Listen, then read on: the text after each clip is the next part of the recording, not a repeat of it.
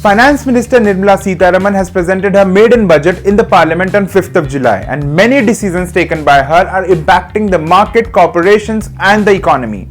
Thus, in the first episode of the News Roundup, we are tracking all the news that have been making headlines during the last 1 week ever since the budget is presented.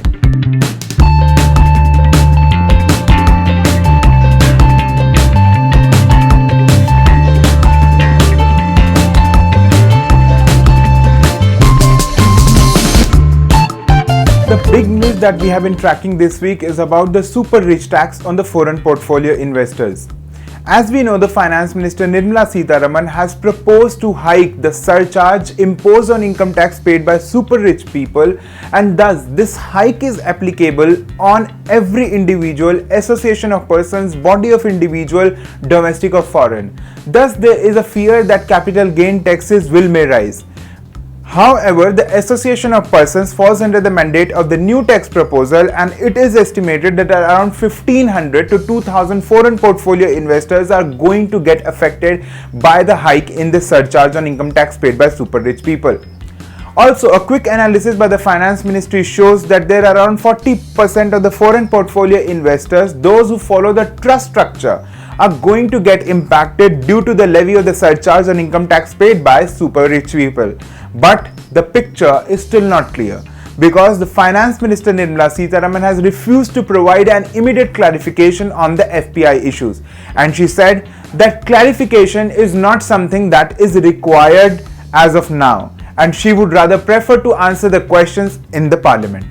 Another news that we are moving on to can bring a broad smile on your face because State Bank of India, which is India's largest public sector bank, has reduced the MCLR, that is marginal cost on fund-based lending rate, that has come down from 8.55% to 8.40%. That means that SBI has reduced its MCLR by 5 basis points. That means the home loans and the retail loans are going to get cheaper for the customers. Aim to pass the benefit of the rate cut of the RBI to the customers. Thus, it will impact a larger population as the retail loan, home loan are going to get cheaper for them. Moving on to the third big news, that is about the sovereign bond. Nirmala Sitharaman has become the first finance minister who agreed to borrow in foreign currency to finance the fiscal deficit. Finance Minister Nirmala Sitharaman in her maiden budget on 5th of July made this announcement that the government is now going to borrow in foreign currency to finance the fiscal deficit of the country. Currently, the external debt of the country is a bit low. Thus, Nirmala Sitharaman has decided to borrow a part of the funding requirement of the country from the overseas market in foreign currency. But the move potentially makes the country's finances vulnerable. Moving on to the next news, another decision by Nirmala Sitharaman has hit the many IT companies and the corporations such as Wipro and Infosys.